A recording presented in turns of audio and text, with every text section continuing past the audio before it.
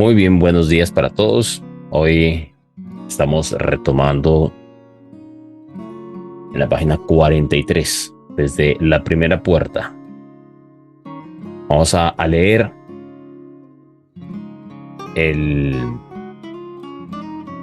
lo que tiene que ver con los sistemas de creencias. Aunque no encuentro esa parte aquí. Aquí. Se me había movido. Muy bien. La primera puerta representa el sistema de creencias de una persona. Lo que una persona cree, lo que juzga factible o no. En gran medida determina lo que es capaz de hacer o no. Hay un antiguo dicho que reza: tanto si crees que puedes hacer una cosa como si no, tienes razón. Hasta cierto punto esto es cierto, ya que cuando uno considera que no puede hacer algo, envía a su sistema nervioso mensajes coherentes que limitan o suprimen su capacidad para hacer precisamente ese algo. Por el contrario, si envía a su sistema nervioso mensajes constantes y coherentes que reflejen la convicción de que puede hacerlo, estos transmiten a su cerebro la señal para que produzca el resultado deseado, y ello abre la posibilidad de hacerlo. Así que si uno logra modelar el sistema de creencias de una persona, habrá dado el primer paso para actuar como lo hace el modelo y producir un resultado similar. En el capítulo 4 consideramos más detenidamente los sistemas de creencias. La segunda puerta que debe abrirse es la de la sintaxis mental de una persona. La sintaxis mental es el modo en el que los individuos organizan sus pensamientos. Dicha sintaxis es como un código. Un número de teléfono consta de 7 dígitos, pero hay que marcarlos en el orden correcto para establecer contacto con la persona con quien se desea hablar. Lo mismo se aplica cuando uno quiere establecer contacto con aquella parte de su cerebro y de su sistema nervioso que más eficazmente puede ayudarle a lograr la reacción que propone o que se propone conseguir. Un caso evidente es el de la comunicación interpersonal. Muchas veces las personas no se comunican bien entre sí porque utilizan distintos códigos, distintas sintaxis mentales. Descifre usted los códigos y habrá pasado la segunda puerta hacia el modelado de las mejores cualidades de la gente. Consideraremos la sintaxis mental en el capítulo 7. La tercera puerta es la fisiología. Entre la mente y el cuerpo existe una vinculación total. El modo en que utiliza usted su fisiología, la manera de respirar, las posturas y actitudes corporales, las expresiones faciales, la naturaleza y la calidad de sus movimientos, determinan efectivamente el estado en que se encuentra. Y este, a su vez, determina la variedad y la calidad de los comportamientos a su alcance. Estudiaremos la fisiología desde ese punto de vista en el capítulo 9. En realidad nunca dejamos de modelar. ¿Cómo aprenden a hablar los niños? ¿Cómo aprende un atleta joven de otro más avezado? ¿Cómo aprende a estructurar su compañía el empresario en ciernes? He aquí un ejemplo sencillo de modelado tomado del mundo empresarial. En este mundo muchos ganan mucho dinero gracias a lo que yo llamo el lag o diferencia de fase. Estamos en una cultura lo bastante homogénea como para que lo que funciona en un lugar funcione también a menudo en otro. Si alguien ha montado un negocio próspero vendiendo pastas de chocolate en un punto céntrico de Detroit, muy probablemente el mismo negocio podría ir bien en un punto céntrico de Dallas. Si un servicio de mensajeros consigue hacerse famoso en Chicago vistiendo a sus empleados con un uniforme llamativo, es probable que se consiguiera lo mismo en Los Ángeles o en Nueva York. Lo único que hacen muchos de quienes triunfan en los negocios consiste en descubrir algo que haya servido en algún lugar y repetirlo en otra parte antes de que haya pasado la fase o periodo de gracia. No se necesita sino adoptar un sistema probado y duplicarlo, o lo que tal vez sería mejor, perfeccionarlo. Quienes actúan así tienen el éxito virtualmente garantizado. Los modeladores más grandes del mundo son los japoneses. ¿A qué se debe el estupendo milagro de la economía japonesa? ¿A las innovaciones brillantes? A veces. Pero si pasamos revista a la historia industrial de las 2 últimas décadas, veremos que muy pocos de los nuevos productos o de los avances técnicos más destacados tuvieron su origen en el Japón. Los japoneses se limitaron a tomar las ideas y los productos iniciados en Estados Unidos, en una serie de casos que van desde los automóviles hasta los semiconductores, y tras un modelado meticuloso retuvieron los mejores elementos y perfeccionaron los demás.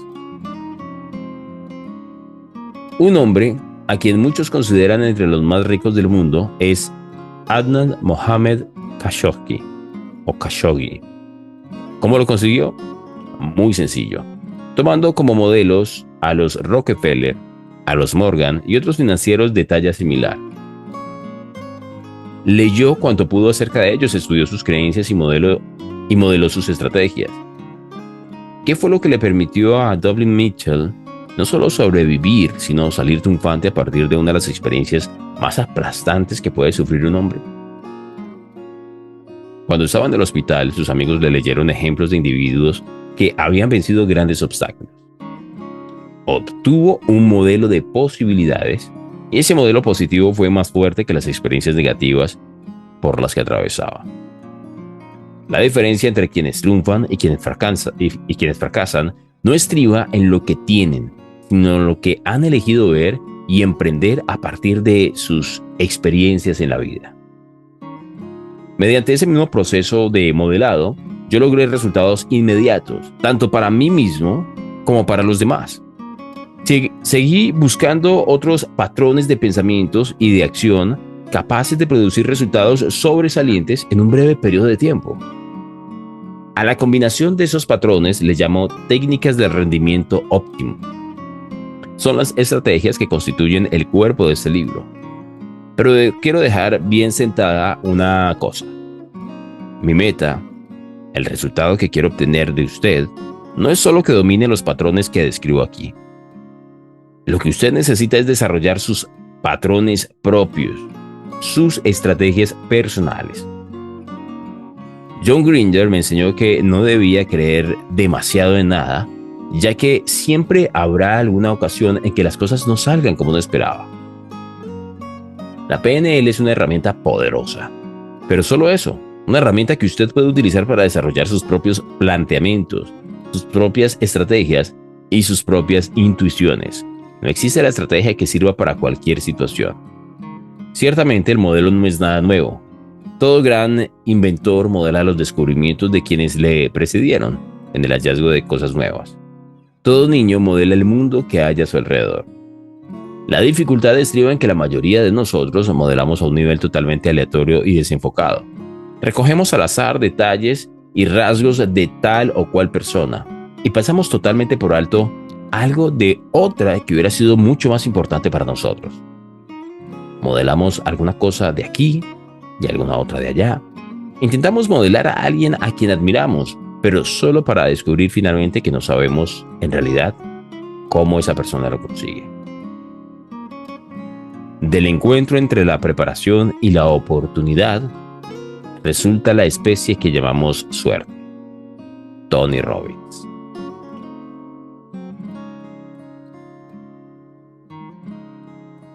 Considere esta obra como una guía sobre cómo modelar conscientemente y con más precisión para usted.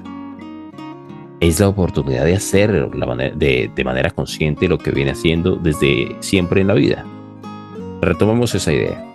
Considere esta obra como una guía sobre cómo modelar conscientemente y con más precisión.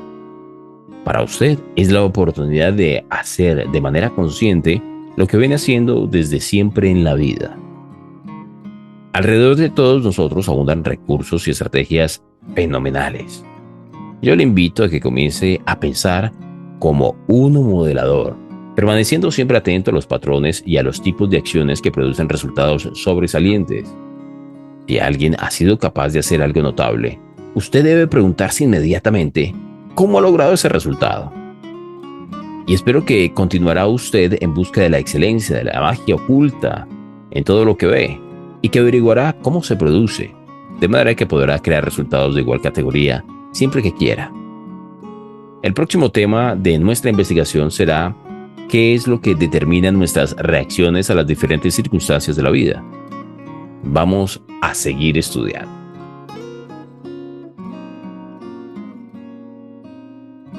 El poder de nuestro estado. Es la mente la que hace el bien o el mal, la que hace mísero o feliz, rico o pobre. Edmund Spencer. ¿Ha tenido usted nunca la experiencia de estar en racha, la sensación de que nada podía fallarle? ¿Una temporada en que todo le sonreía? Quizá fue un partido de tenis cuando todos los golpes de usted caían dentro de la línea, o durante una reunión de negocios en que siempre supo lo que debía decir. O tal vez fue una ocasión en que usted se sorprendió a sí mismo haciendo algo heroico o espectacular, de lo que nunca se hubiera creído capaz. Seguramente habrá conocido también la experiencia contraria, los días en que más valía no haberse levantado. Sin duda, recuerda usted las veces que falló en cosas que normalmente hace con facilidad, en que todo sale mal, todas las puertas están cerradas y nada tiene arreglo. ¿En qué consiste la diferencia? Uno siempre es la misma persona y debería poder disponer siempre de todos los recursos. Así pues, ¿por qué se producen los resultados desastrosos unas veces y fabulosos otras? ¿A qué se debe que incluso los mejores atletas tengan días en que lo hacen todo bien y otros en que no están ni una pelota ni llegan a ninguna base? No encestan ninguna pelota ni llegan a ninguna base. La diferencia radica en el estado neurofisiológico en que uno se halla. Hay estados que potencian, como la confianza, el amor, la seguridad interior, la alegría, el éxtasis, la fe, que liberan fuentes inagotables de poder personal. Y hay estados que paralizan, como la confusión, la depresión, el miedo, la angustia, la tristeza, la frustración, y que nos dejan impotentes.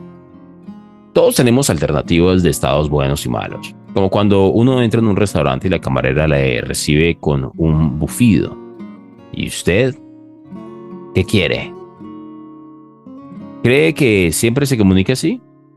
Puede que sea de esa manera porque tiene una vida llena de dificultades, pero es más probable que tenga un mal día o demasiadas mesas que atender o que le haya ofendido a algún cliente. No es mala persona. Lo que pasa es que se halla en un estado que la priva de sus recursos. Si pudiera usted modificar dicho estado, cambiaría su comportamiento. Comprender nuestro estado es la clave para comprender el cambio y para alcanzar la excelencia. Nuestra conducta es el resultado del estado en que nos encontramos. Siempre procuramos hacer lo mejor con los recursos que disponemos, pero a veces somos nosotros mismos los que nos hallamos carentes de recursos. En mi vida, lo sé, ha habido ocasiones en que, como consecuencia de un estado determinado, he dicho o hecho cosas que luego pude lamentar, o de las que tuve que avergonzarme. Quizá le haya pasado a usted también. Conviene recordar esas ocasiones cuando alguien le ofende a uno. Así se evoca una sensación de condolencia, en vez de rabia. Al fin y al cabo, como suele decirse, el que vive bajo tejado de vidrio no debe arrojar piedras. Recuerda que una cosa es la camarera y demás individuos, y otra la conducta de ellos. La clave, por consiguiente, está en hacernos dueños de nuestro estado y, por tanto, de nuestro comportamiento. ¿Qué le parecería si bastara con chasquear los dedos para ponerse a voluntad en el estado más dinámico y genial? Un estado en el que usted se hallaría estimulado, convencido del éxito, vibrante de energía y con la mente aguzada. Pues bien, usted puede. Cuando haya terminado este libro, sabrá ponerse a sí mismo, siempre que lo desee, en un estado de máximo rendimiento y capacidad y cómo salir de los estados inhabilitantes. Recordemos que la clave del poder es la acción. Mi objetivo consiste en participarle a usted de cómo se utilizan los estados que llevan a la acción decisiva, congruente, responsable. En este capítulo veremos lo que son los estados y cómo funcionan, y sabremos por qué es posible controlarlos de manera que vayan a nuestro favor. Un estado puede definirse como la suma de los millones de procesos neurológicos que se producen en nuestro interior, o en otras palabras, la suma total de nuestra experiencia en cualquier momento dado. Muchos de nuestros estados ocurren sin ser dirigidos conscientemente por nosotros.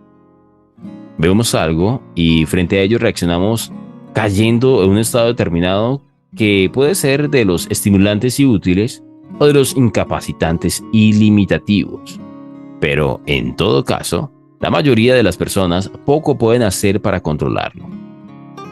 La diferencia entre los que fracasan en sus objetivos vitales y los que triunfan es la que hay entre los que no saben ponerse en un estado afirmativo y los que habitualmente consiguen un estado que contribuye a sus logros. Casi todos los deseos de las personas hacen referencia a algún tipo de estado. Haga una relación de las cosas que anhela en la vida. ¿Quiere tener amor? Pues bien, el amor es un estado, un sentimiento o emoción que nos comunicamos a nosotros mismos y percibimos como resultado de ciertos estímulos exteriores.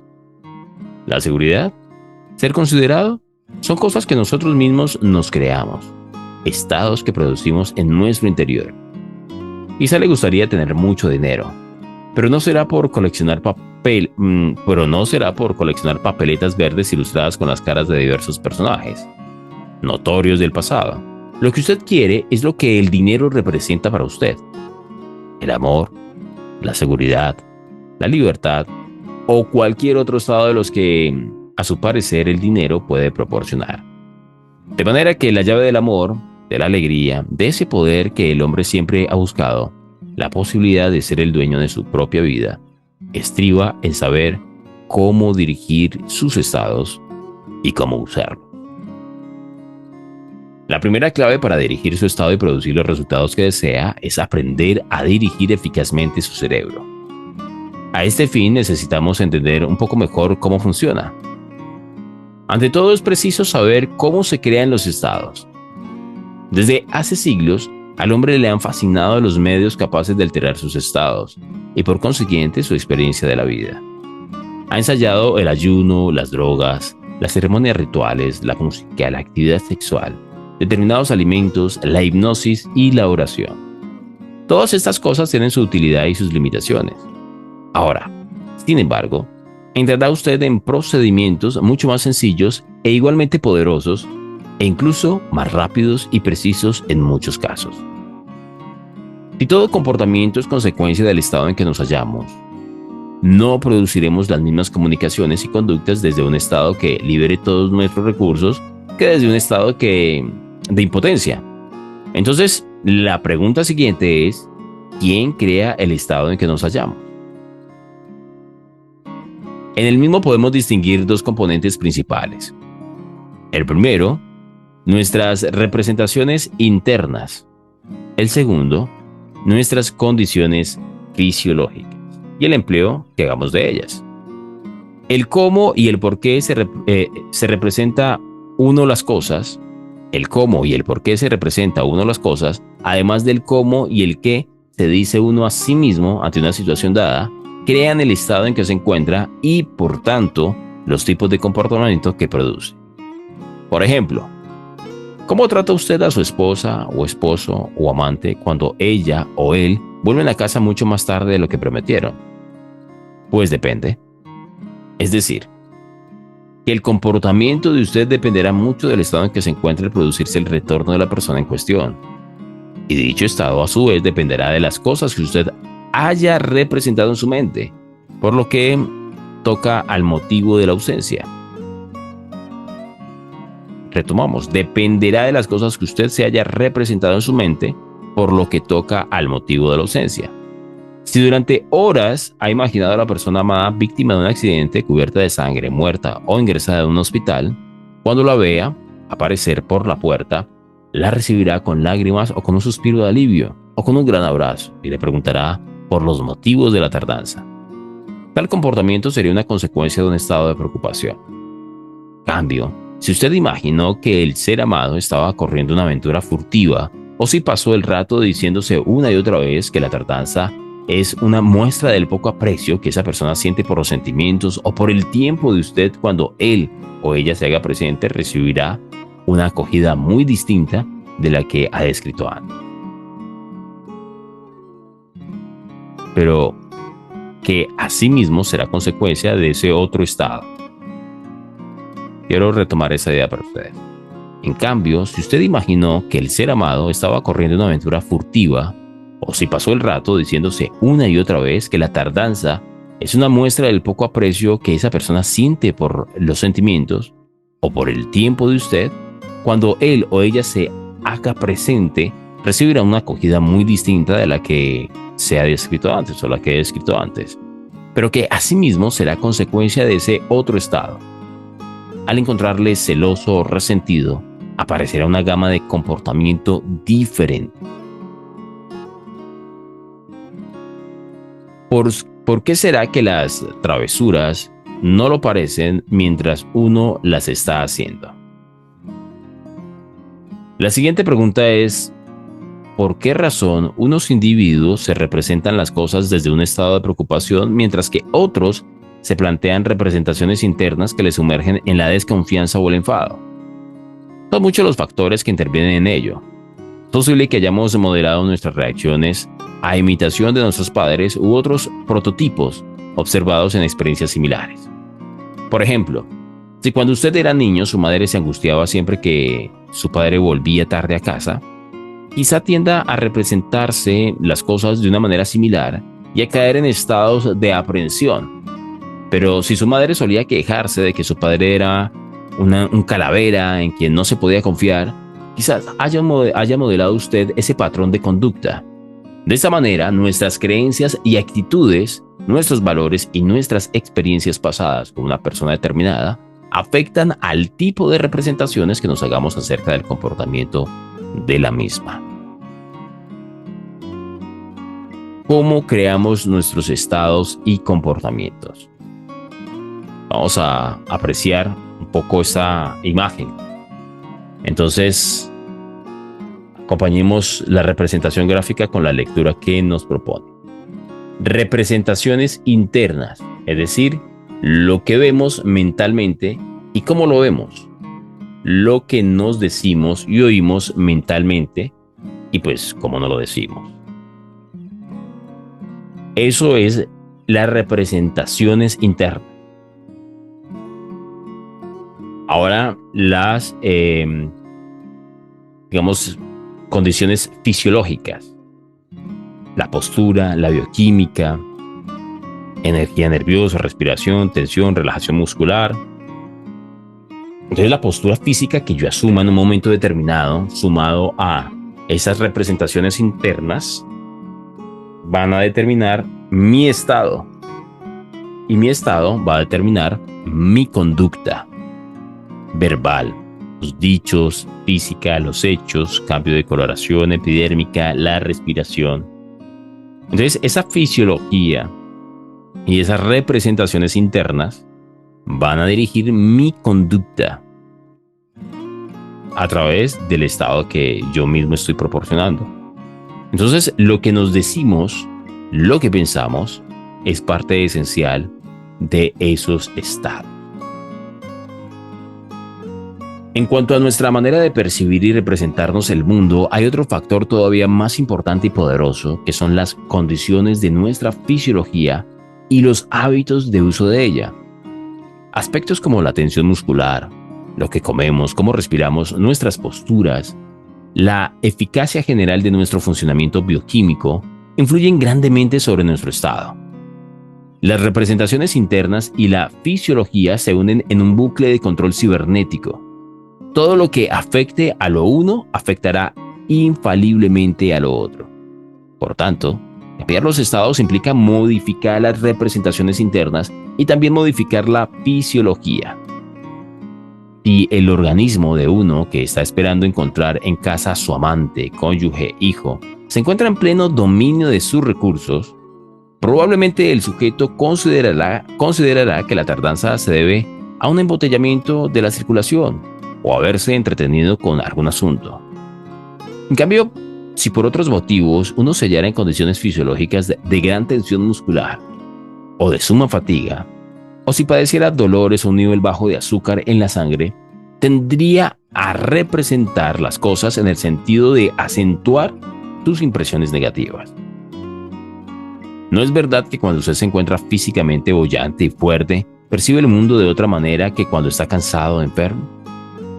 Las condiciones fisiológicas cambian verdaderamente el modo en que uno se representa el mundo y por tanto cómo lo experimenta.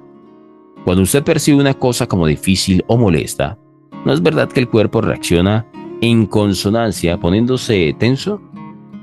Sí, esos dos factores, las representaciones internas y la fisiología, se influyen siempre mutuamente para crear el estado en que nos hallamos. Y dicho estado determina la clase de comportamiento que producimos. De donde se deduce que para controlar y dirigir nuestra conducta, debemos controlar y dirigir nuestros estados. Y que para conseguir eso, hemos de controlar y dirigir conscientemente nuestras representaciones internas y nuestra fisiología. Imagine usted lo que supondría el ser capaz de controlar al 100% de su propio estado en cualquier momento y circunstancia. Antes de poder dirigir nuestras experiencias de la vida, hemos de comprender cómo se forman esas experiencias, en tanto que animales mamíferos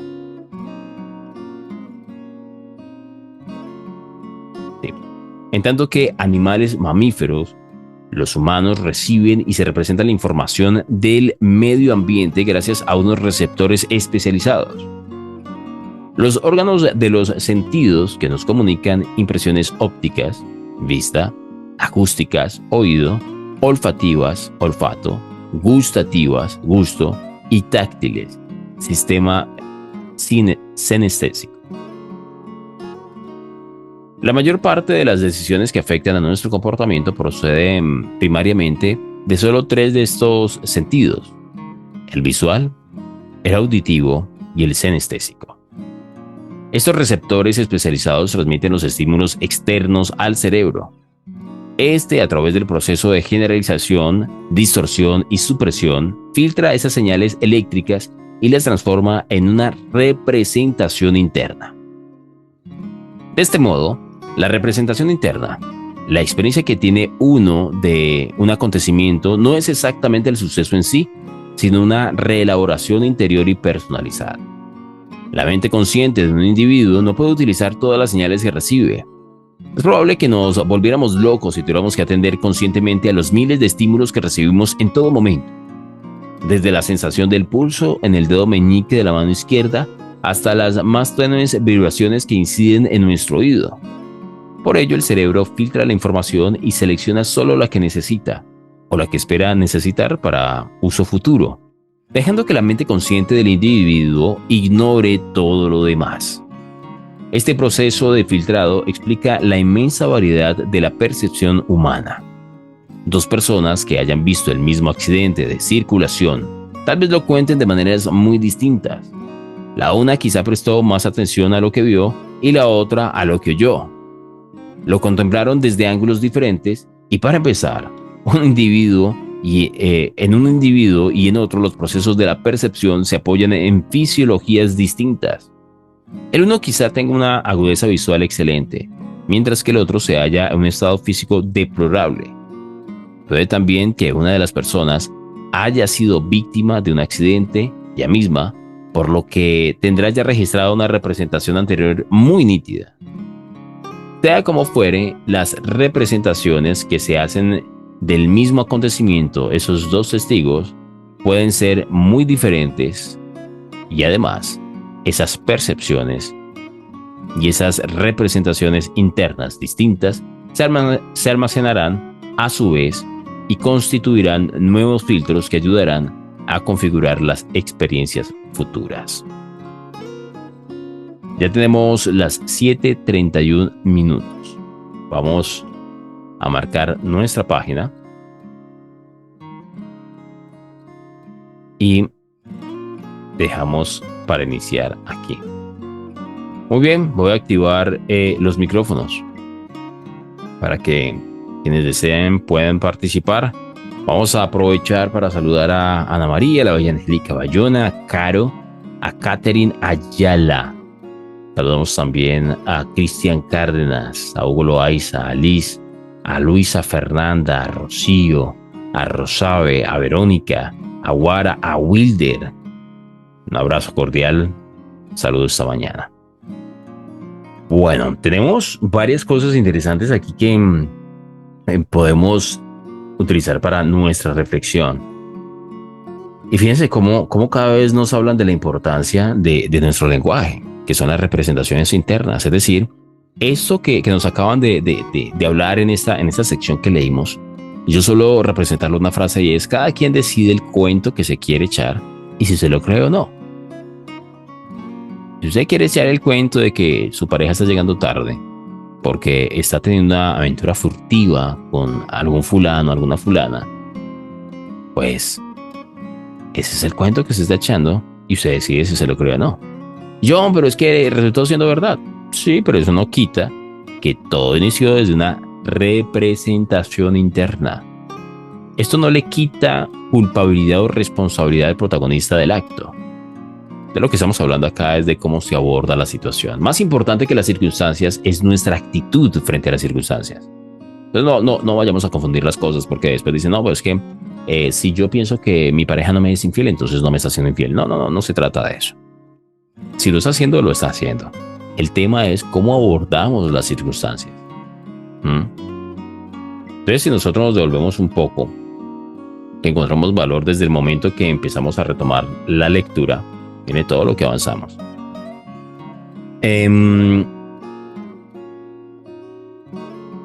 La primera puerta representa el sistema de creencias, que fue lo primero que nos enseñaron en esta entrega. Y quiero que presten atención a esto. Lo que una persona cree, lo que juzga factible o no, en gran medida determina lo que es capaz de hacer o no. Y este viejo dicho se lo achacan a Henry Ford. Tanto si crees que puedes como si crees que no, pues en ambos casos tener la razón.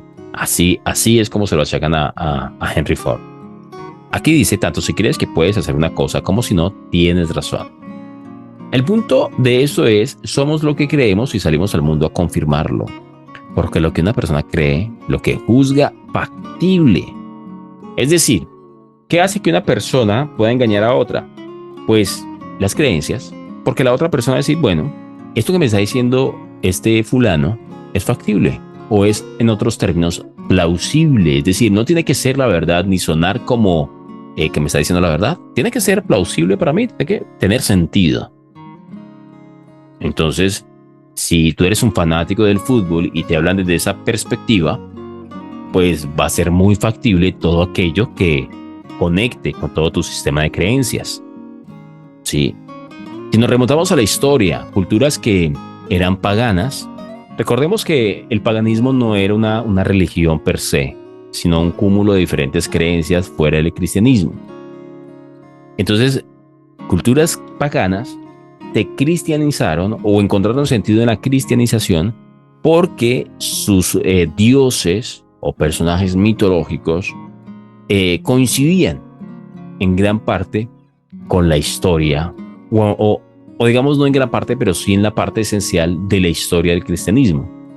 Los paganos también tenían a una persona o a un mitad dios, mitad hombre que bajó de los cielos para ayudar a la humanidad. Y tienen sendas historias de aventuras de esos dioses batallando a favor de la humanidad y hablando de la salvación. Entonces, este símil en sus historias hizo que pues fuera factible, o sea, lo juzgaban factible. Yo creo en esto, yo creo en Zeus, yo creo en Hércules, yo creo en... Entonces se me hace sentido, ¿ya?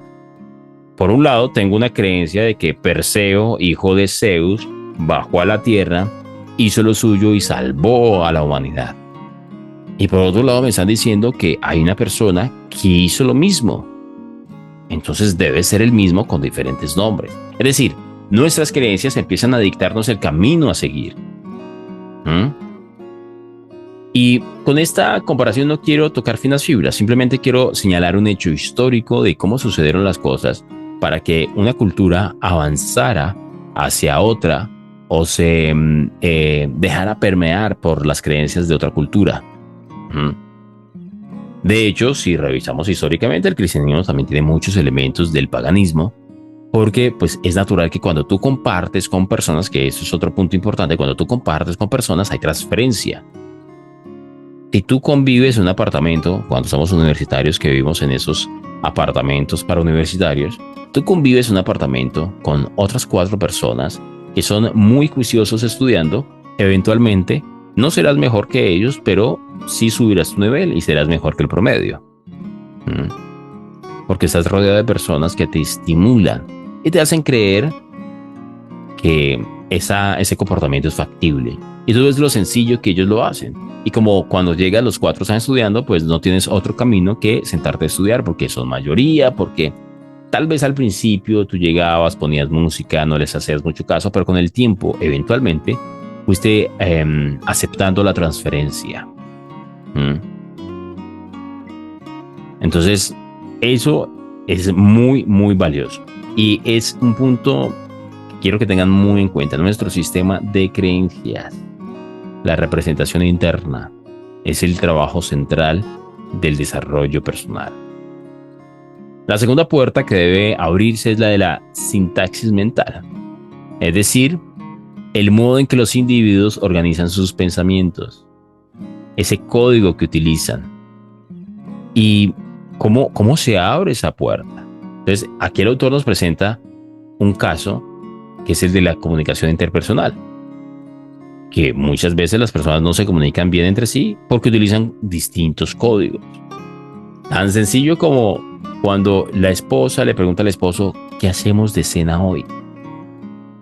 Porque regularmente o culturalmente es una pregunta que hacen las mujeres hacia sus esposos, porque la mente del hombre regularmente tiene una simplicidad para abordar esos temas que la sola pregunta le resulta muy confusa. Es como si le estuvieran hablando en arameo. Pues no sé, me pueden pasar 2 horas y no vas a ver. Entonces, más adelante el autor nos promete revisar este tema, pero el objetivo es descifrar los códigos de esa sintaxis para poder abrir esa segunda puerta. Estamos hablando de modelar a una persona, entonces tenemos que abrir primero el sistema de creencias de esa persona que queremos modelar. Después tenemos que abrir su sintaxis mental. Y la tercera puerta es la fisiología, es decir, cómo está esa conexión entre la mente y el cuerpo. Tengan en cuenta que existen enfermedades que son psicosomáticas, o sea, la mente tiene un poder impresionante sobre el cuerpo y la postura de nuestro cuerpo también nos dice qué pensar. Por ejemplo, algo que yo aprendí hace un buen tiempo, digamos que en una entrevista de trabajo me dice el que a futuro sería mi jefe, bueno, usted quedó entre los opcionados. Una pregunta importante, ¿le gusta madrugar? Y mi respuesta contundente, directa, fría fue no. Sin ningún contexto, sin ninguna explicación. Simplemente respondí la pregunta. ¿Cuál fue la pregunta? ¿Le gusta madrugar? La respuesta es no. Eso detonó una siguiente pregunta. ¿Y entonces cómo va a ser? Viví a 2 horas de aquí y debe llegar a las 6:30 de la mañana. Ah, bueno, entonces el enfoque de la pregunta no fue correcto. Me pregunta si soy bueno para madrugar, le voy a responder que sí. Si usted me pregunta que si me gusta, me va a decir que no, porque no me gusta, pero sí que soy bueno. Porque ese comportamiento ya lo venía trabajando y hacía parte de mis hábitos. Y aún me hacía ruido. En ese momento, cuando él me hizo esa pregunta, aún me hacía ruido. Entonces, mi respuesta sincera fue, no me gusta. Nunca me ha gustado. Pero extrañamente soy bueno. ¿Y cómo yo trabajé esa parte? Resulta que cuando yo escuchaba mi alarma, cuando abría los ojos, aunque esto también viene como un trabajo previo, ¿no? Es decir, ¿qué hago en la noche?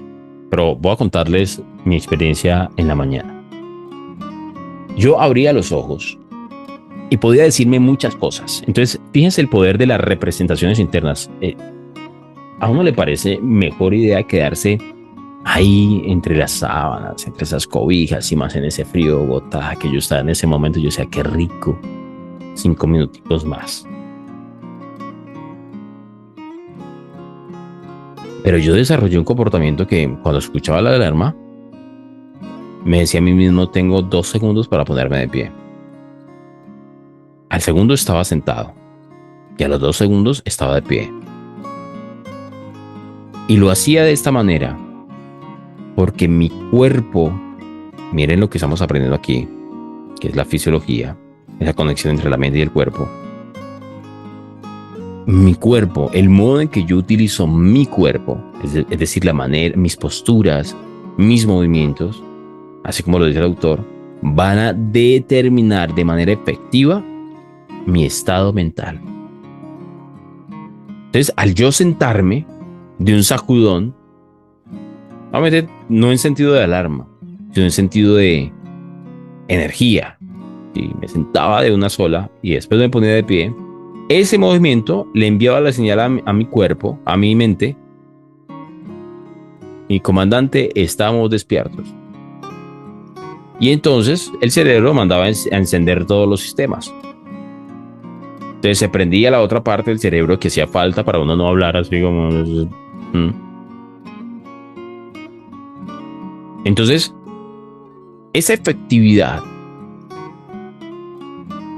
es porque nuestros estados están conectados a nuestro sistema de creencias. Y nuestro sistema de creencias funciona en bucle entre nuestra mente, nuestro lenguaje verbal y no verbal. Dicho en palabras de un comunicador, nuestra comunicación interna y comunicación externa. Y como aún callados comunicamos, entonces eso involucra al cuerpo.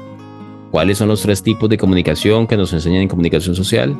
La verbal, la no verbal y la paraverbal. Es decir, que no importa solamente lo que se dice, sino también el cómo se dice. En otras palabras, el tono, timbre y tacto. Así que este ciclo que nosotros en coaching ontológico conocemos como coherencia ontológica es que haya una sincronía entre lo que pensamos, decimos y hacemos. Entonces, un juego interesante es pensar que estás despierto, decir me desperté, gracias, y ponerte de pie inmediatamente. Eso completa el ciclo y le envía nuevamente una señal al cerebro de epa, sí señor, la señal que usted envió de que si estamos despiertos, le confirmo, sí señor, todos despiertos, pierna derecha despierta, pierna izquierda despierto, mano derecha, todos estamos en pie. Entonces el cerebro dice, ok, vamos a encender todo el sistema para que tengamos plena disposición energética. Pero si compartías apartamento con 4 perezosos, tú ibas a ser el quinto y ahí sí te ibas a desempeñar con excelencia. Eras el que más tarde te despertabas, porque esto es muy fácil de hacer, pero también es muy fácil dejar de hacer. Así que, ¿cómo quieres que suceda?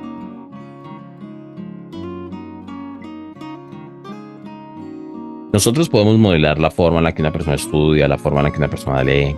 Podemos modelar muchas cosas.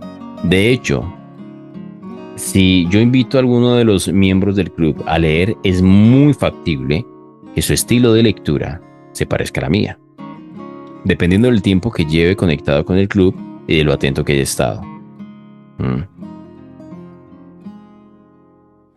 Entonces, esto del modelado es bien interesante si lo trabajamos con atención. No se imaginan lo mucho que me ha funcionado a mí.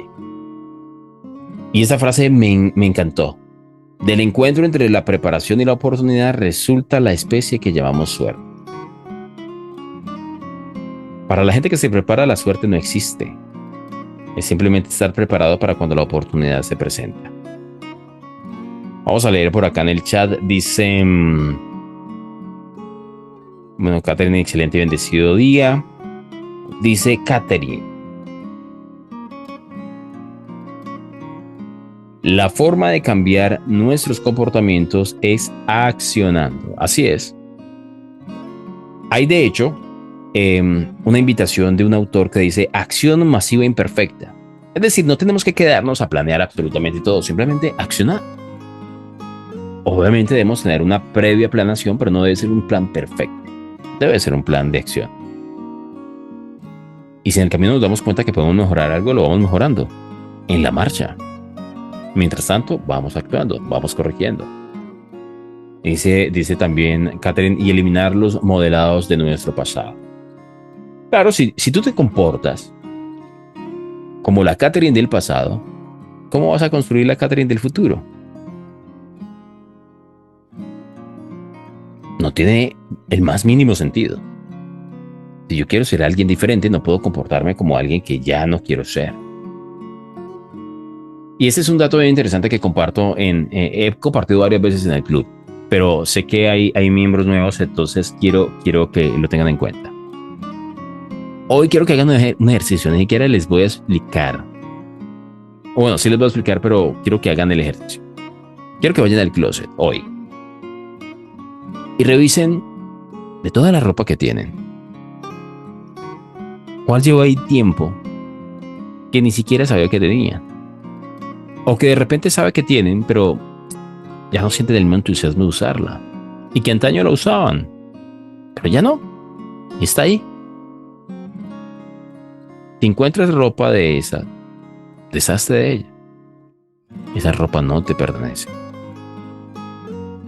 No, pero yo la compré, yo la usé. Exacto, tú la compraste, tú la usabas. Y ya no tienes el mismo interés de usarla. Porque le pertenece a otra persona. A una persona que tú ya no eres. Le pertenece a un yo del pasado. Ya no está más aquí. ¿Para qué vives aferrado a cosas que no te pertenecen? Si ya no usas corbata, deshazte de las corbatas. Libera tu maleta de peso innecesario para que puedas avanzar hacia el futuro con más energía, determinación, fortaleza.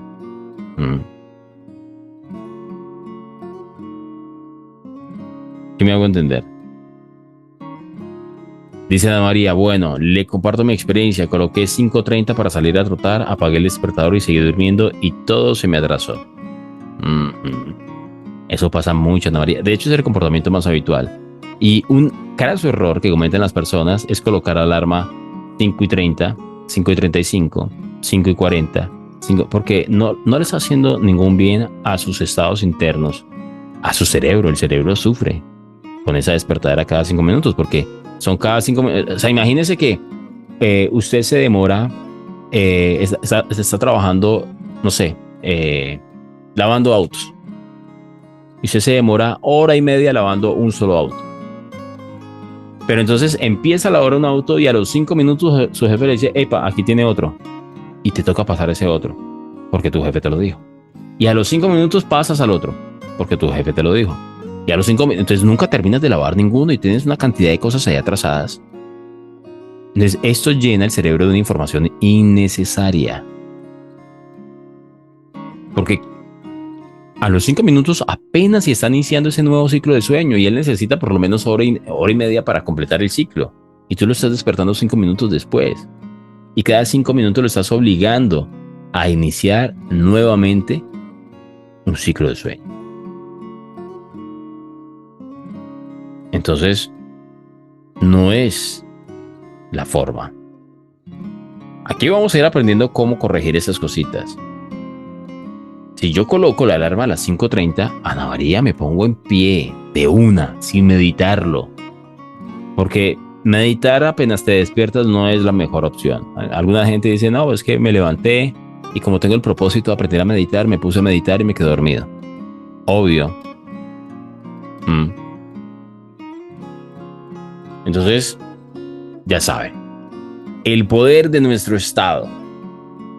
Esta frase también de Edmund Spencer me pareció interesante. Es la mente la que hace el bien o el mal, la que hace mísero o feliz, rico o pobre. Entonces, cuando tú te comportas al nivel de tus expectativas, es gracias a tus estados. a tus estados. Y los estados, recuerden que no son solamente mentales, los estados son una fusión entre representación interna, es decir, lo que hay en nuestra mente, y la fisiología del momento. Eso es un estado, es un cúmulo de experiencias que quedamos ahí para determinar cómo vamos a responder ante determinadas circunstancias. Entonces, ¿cuál es la clave? ¿Qué es lo que debemos aprender de esta entrega? Que debemos comprender nuestro estado. Si nosotros comprendemos nuestro estado, vamos a comprender el cambio para alcanzar la excelencia. Nuestra conducta es el resultado del estado en que nos encontramos. Siempre debemos procurar hacerlo mejor con los recursos que tenemos. Es un principio esencial. La promesa del autor es que cuando hayamos terminado con este libro vamos a saber ponernos a nosotros mismos, siempre que lo deseemos, en el estado de máximo rendimiento y capacidad. Esa es la invitación. Hemos quedado entonces en la página 52. A todos ustedes, muchas gracias por ser, estar y pertenecer. Ana María, Angélica, Caro, Catherine, Cristian, Hugo, Joana, Liz, Rosabe, Verónica, Guara, Wilder, Zulma. Muchas gracias por ser, estar y pertenecer a este maravilloso club. Un bendecido día para todos. Ana María, igualmente un abrazo.